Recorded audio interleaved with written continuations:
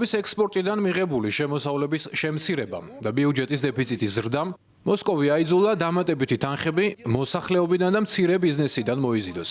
რუსეთის დუმაში დარეგისტრირდა საკანონმდებლო პაკეტი, რომელიც მთელ რიგ საგადასახადო ცვლილებებს ითვალისწინებს.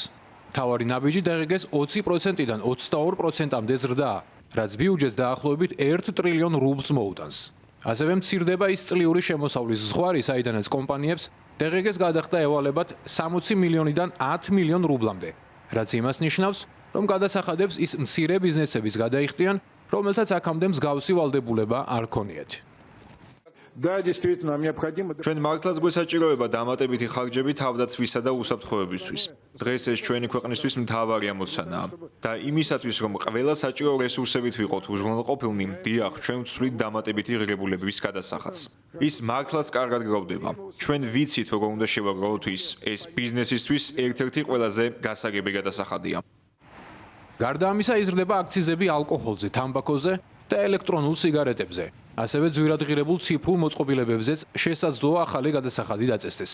ექსპერტების შეფასებით, ეკონომიკური შენელება და გადასახადების ზრდა იმის ნიშანია, რომ უახლოეს თვეებში პუტინს მოუწევს რთული არჩევანის გაკეთება სამხედრო ხარჯებსა და მომხმარებელთა კეთილდღეობას შორის. ჩემი ფულის დაახლოებით 30%-მა უბრალოდ გაქრობა დაიწყო. მე მას ვერც კი ვხედავ, ვერც კი ვამჩნევ. მართალია ეს ფულია, მაგრამ საკმარისია მაღაზიაში ერთხელ შევიდე. რამე მოვიმარაგო და სულ ესაა, ფული აღარ მაქვს.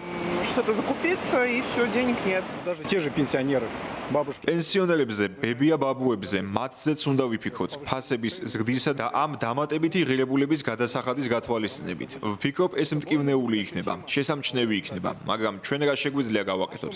როგორმე შეგვიძლია ამაზე გავლენის მოხდენა? რა თქმა უნდა, არა. აი, ასეთი მდგომარეობაა. კიევის ეკონომიკის სკოლის მონაცემებით რუსეთში ნავთობის შემოსავლები წელს დაახლოებით 20%-ით შემცირდა, ძირითადად გლობალური ფასების შემცირების გამო. უკრაინაში მიმდინარე საბრძოლო მოქმედებების გამო დაწესებული დასავლეთის სანქციები ასევე აფერხებს შემოსავლების ზრდას, ზრდის ხარჯებს და აფერხებს ინვესტიციებს.